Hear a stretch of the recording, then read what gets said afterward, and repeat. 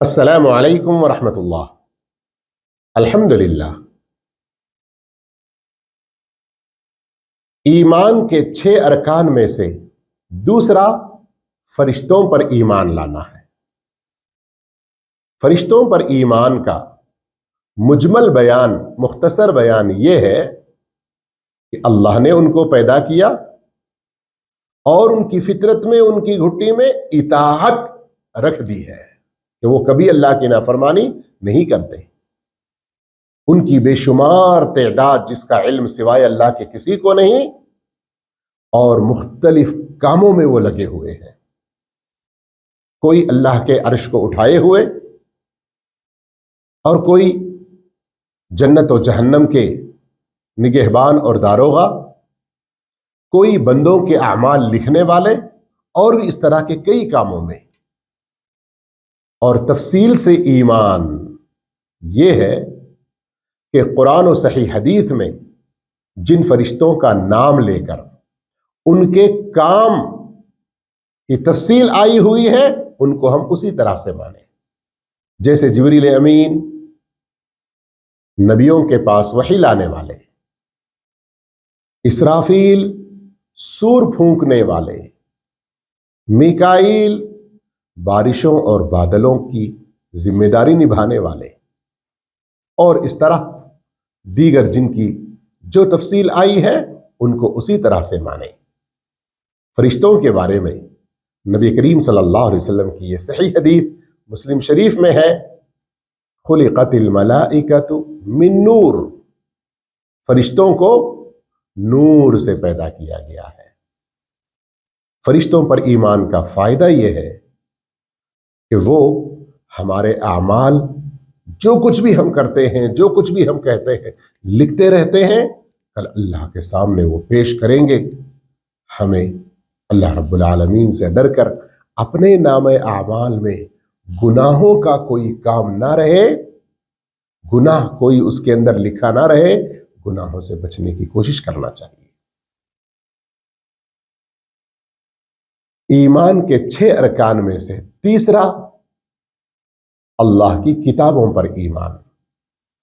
کیا مطلب اللہ کی کتابوں پر ایمان؟ مجملاً، مختصراً یہ ایمان لانا واجب ہے کہ اللہ رب العالمین نے اپنے بندوں کی ہدایت کے لیے اپنا جو حق عبادت کا بندوں پر ہے اس کی وضاحت کر کے ایک اللہ کی عبادت کی دعوت دینے کے لیے اللہ نے اپنے نبیوں پر کتابیں اتاری۔ یہ مختصر ایمان۔ اور تفصیلی ایمان، جن جن نبیوں کا نام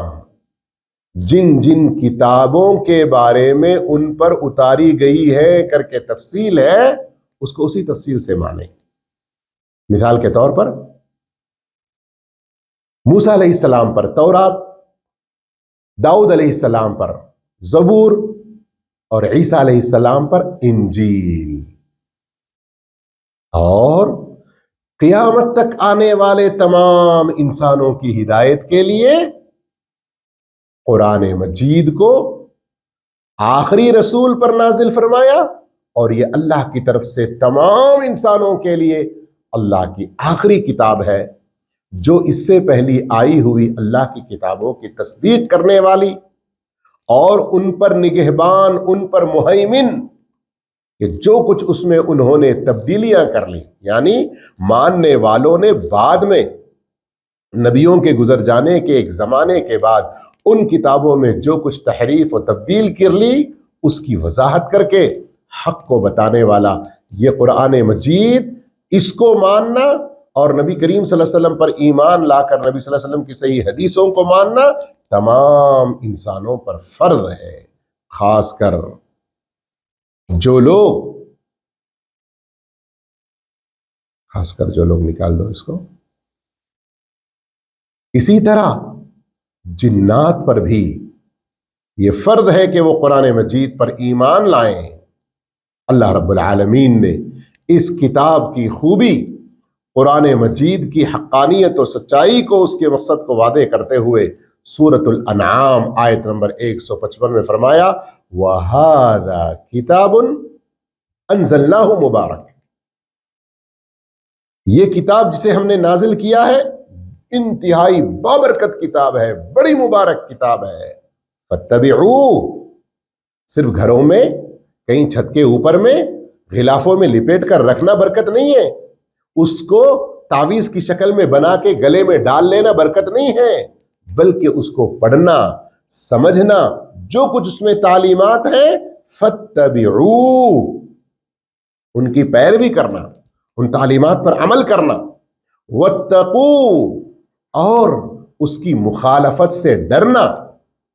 جن چیزوں سے بچنے کے لیے کہا ان سے بچنا، تو پھر کیا ہوگا؟ لعلکم ترحمون، اس طرح تم پر رحم کیا جائے گا۔ اور سورۃ النحل آیت 89 میں اللہ رب العالمین نے فرمایا وَنَزَّلْنَا عَلَيْكَ الْكِتَابَ تِبْيَانًا لِكُلِّ شَيْءٍ، ہم نے آپ پر کتاب کو اتارا ہے جو ہر چیز کو واضح کرنے والی ہے، وَهُدًى، اور یہ تمام انسانوں کے لیے ہدایت ہے، وَرَحْمَةً وَبُشْرَى لِلْمُسْلِمِينَ، جو اسے مان کر فرما برداری کے ساتھ زندگی گزارتے ہیں ان کے لیے اس میں سراسر رحمت اور خوشخبریاں ہی خوشخبریاں ہیں۔ ایمان کے 6 ارکان میں سے چوتھا رسولوں پر ایمان لانا۔ اس میں مختصر ایمان یہ ہم پر واجب ہے کہ اللہ نے اپنے ہی بندوں میں سے کچھ بندوں کو چن لیا اور ان کو رسول بنا کر، نبی بنا کر انہی لوگوں کی طرف بھیجا تاکہ یہ انبیاء کرام اپنی قوم کو اللہ کی عبادت کی طرف بلاتے ہوئے عبادت کرنے والوں کو خوشخبری دیں، اور جو اللہ کی عبادت نہیں کر رہے ہیں ان کو اللہ کے عذاب سے ڈرائیں، حق کی طرف بلائیں، جسے اللہ رب العالمین نے سورۃ النحل آیت نمبر 36 میں فرمایا وَلَقَدْ بَعَثْنَا فِي كُلِّ أُمَّةٍ رَسُولًا، ہم نے ہر امت میں ایک رسول کو بھیجا ہے، ان اعبدوا اللہ، کہ تم اللہ کی عبادت کرو،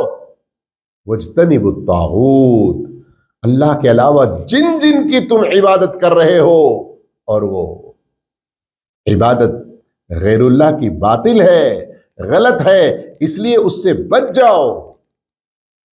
تو جو ان رسولوں کی دعوت کو تسلیم کیا وہ کامیاب ہوا، جو رسولوں کی دعوت کو ٹھکرا دیا نا، اس دنیا میں بھی ان پر عذاب آئے۔ نوح علیہ السلام کی قوم کا واقعہ قرآن میں، ہود علیہ السلام، صالح علیہ السلام، شعیب علیہ السلام،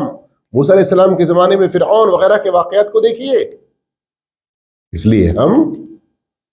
انبیاء کرام کو مانیں گے، لیکن اب قیامت تک آنے والے تمام انسانوں پر یہ ضروری ہے کہ وہ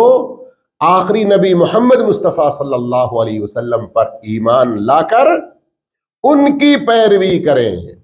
آپ سے پہلے کے نبیوں کے بارے میں یہ مانیں کہ اللہ نے ان کی قوم کی طرف بھیجا، وہ سچے انبیاء کرام ہیں، لیکن اب فالو، اتباع اور پیروی صرف اور صرف محمد الرسول اللہ صلی اللہ علیہ وسلم کی کرنی چاہیے، تبھی نجات پائیں گے۔ اور اس سلسلے میں ایک بات یہ بھی جاننا ضروری ہے کہ محمد الرسول اللہ صلی اللہ علیہ وسلم آخری نبی ہیں، آپ کے بعد کوئی نبی نہیں آئے گا۔ سورۃ الاحزاب آیت نمبر 40 میں اللہ نے صاف فرما دیا وَلَٰكِن رَّسُولَ اللَّهِ وَخَاتَمَ النَّبِيِّينَ، کہ آپ صلی اللہ علیہ وسلم خاتم النبیین ہیں، نبیوں کے اوپر مہر، اب آپ کے بعد کوئی نبی آنے والا نہیں ہے۔ اور اس سلسلے میں صحیح حدیثیں بھی کئی ساری موجود ہیں کہ لا نبی بعدی، کہ میرے بعد کوئی نبی آنے والا نہیں۔ اور اللہ رب العالمین نے انبیاء میں ایک کو دوسرے پر فضیلت عطا کی ہے، تلک الرسل فضلنا بعضهم على بعض وَلَقَدْ فَضَّلْنَا بَعْضَ النَّبِيِّينَ عَلَى بَعْضٍ، پہلی آیت جو میں نے پڑھی وہ تیسرے پارے کی پہلی آیت ہے، اور دوسری آیت سورۃ بنی اسرائیل کی ہے، آیت نمبر 55۔ ان سب میں افضل ہمارے رسول ہیں۔ خلاصہ یہ ہے کہ نبیوں کو اور آخری نبی محمد مصطفیٰ صلی اللہ علیہ وسلم کو بھی مان کر آپ صلی اللہ علیہ وسلم کی پیروی کرنا انتہائی ضروری ہے، اور جن کے نام تفصیل سے بتائے گئے ہیں جیسے نوح علیہ السلام، ہود علیہ السلام، صالح علیہ السلام اور دوسرے، ان تمام کے ناموں کے ساتھ ان کی تفصیل کے ساتھ ماننا ضروری ہے۔ انشاءاللہ ایمان کے بقیہ ارکان کے بارے میں اگلے درس میں جانیں گے، ضرور دیکھیے، ساتھ جڑے رہیے۔ السلام علیکم ورحمۃ اللہ وبرکاتہ۔